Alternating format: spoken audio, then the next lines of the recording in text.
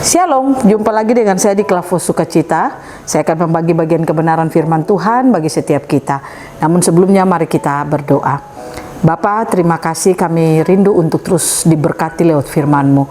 Hamba berdoa, Bapa, Engkau memberkati kami semua, pemirsa Klavos, agar terus dengan penuh sukacita kami mau membangun hidup kami dengan firman-Mu. Roh Kudus, tolong tuntunlah kami untuk mendengarkan dan menangkap firman Tuhan. Amin.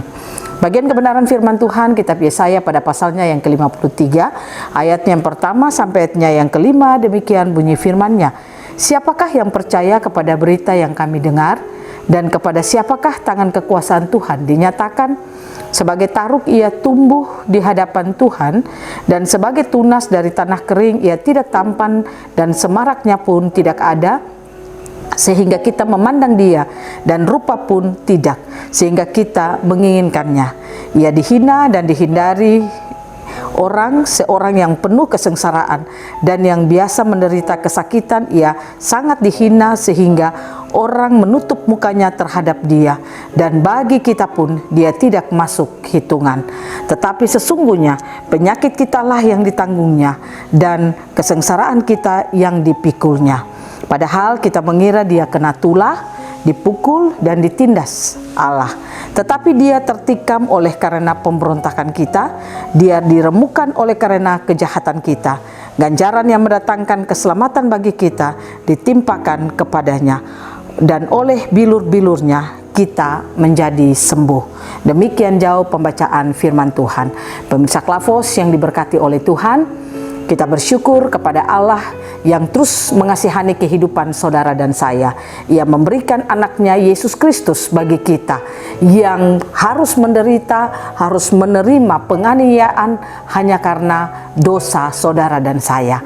Kalau kita baca lewat bagian kebenaran firman Tuhan, ini adalah gambaran dari kehidupan Yesus Kristus sebagai anak manusia yang datang ke dunia, lahir di dunia, menggenapi apa yang telah Allah rancang dan Allah berikan bagi kehidupan manusia yang hilang karena dosa, dikembalikan kepada manusia. Nah, oleh karena itu, sebagai orang yang percaya kepada Tuhan, dalam kehidupan kita, ketika kita membaca kitab Yesaya ini, dikatakan bagaimana penderitaan Yesus yang sebenarnya itu harus saudara dan saya terima, dan itu saudara dan saya yang harus menderita. Tetapi dialah yang menanggung semuanya bagi kehidupan saudara dan saya. Oleh karena itu, mari kita belajar sebagai orang yang percaya kepada Tuhan, apa yang telah dilakukan atau karya Yesus Kristus bagi saudara dan saya. Baiklah kita hidup sebagai orang-orang yang selalu bersyukur kepada Tuhan, orang-orang yang sudah menerima keselamatan dari Yesus Kristus melalui kehidupannya. Mari kita belajar hidup sebagai orang-orang percaya yang menerima keselamatan di dalam hidup dan kehidupan kita. Pertanyaannya, bagaimanakah cara hidup kita sebagai orang-orang yang menerima keselamatan itu? Pertama, janganlah saudara dan saya mau lagi hidup diperhambakan oleh dosa. Baiklah dosa itu tidak lagi memperhambakan hidup saudara dan saya. Ada banyak orang percaya, dia katakan percaya kepada Yesus, tetapi hidupnya masih ada di dalam dosa. Dia masih diperbudak oleh dosa. Contoh, orang sulit keluar dari merokok, orang sulit keluar dari dosa-dosa, entah dosa persinahan atau dosa apapun, dia sulit keluar dari hal-hal itu. Saya katakan, itu tandanya kita diperhambakan oleh dosa. Dan ada masih banyak lagi orang bekerja sampai melupakan Tuhan. Itu tanpa dia sadari, dia sementara diperbudak oleh dosa. Janganlah kita seperti demikian. Yang kedua, bagaimana kita hidup sebagai orang yang telah menerima keselamatan?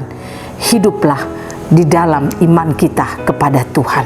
Artinya, dalam menjalani hari-hari hidup saudara dan saya, ingat, kematian Yesus di kayu salib bukan sebuah cerita biasa bagi kita, bukan satu kejadian biasa yang hanya merupakan sebuah cerita biasa, tetapi apa yang telah dilakukan Yesus itu adalah satu karya kehidupan yang luar biasa bagi saudara dan saya. Apa yang ia lakukan menunjukkan kepada saudara dan saya segala sesuatu tidak lagi menekan hidup saudara dan saya. maut tidak menguasai lagi hidup saudara dan saya. Oleh karena itu, marilah kita hidup percaya kepadanya.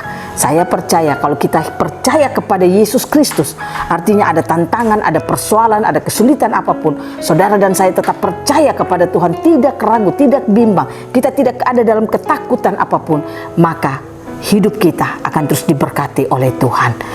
Saya berdoa di dalam nama Yesus, biarlah Tuhan Yesus akan memberikan kekuatan bagi saudara dan saya. Oleh karena itu, pemirsa Klafos yang diberkati Tuhan, kita yang sudah menerima keselamatan yang dari Tuhan, marilah kita belajar untuk hidup di dalam keselamatan itu. Saudara, saya ingin katakan kepada saudara, hiduplah sebagai orang percaya yang melihat karya kematian Yesus itu sebagai satu kehidupan bagi saudara dan saya. Jangan kita hanya melihat itu sebagai sebuah cerita, lalu kita mengadegankannya ketika ada perayaan-perayaan saja, tetapi kita tidak melihat itu sebagai satu kehidupan bagi kita. Tapi baiklah kita melihat itu sebagai satu kehidupan bagi saudara dan saya. Dan saya percaya itulah yang akan membuat saudara dan saya akan menjadi orang-orang percaya yang luar biasa. Kita tidak akan pernah lemah dalam hidup ini. Kita tidak akan pernah hidup dalam ketakutan. Kita tidak akan pernah hidup dalam kekhawatiran, karena semua karya yang Ia lakukan, tandanya Dia menunjukkan bagi saudara dan saya, maut tidak lagi menguasai hidup kita, tapi maut telah dikalahkan. Kiranya Tuhan Yesus memberkati saudara dan saya, memampukan saudara dan saya untuk terus dapat hidup bersyukur kepadanya di dalam kehidupan kita. Amin. Mari kita bersatu di dalam doa. Mari kita berdoa. Bapa, kami bersyukur kepadamu. Kami telah mendengarkan firman-Mu. Terima kasih untuk karya Yesus Kristus bagi kami. Biarlah kami dimampukan untuk hidup menghargai karya Yesus bagi kami dengan cara-cara hidup kami.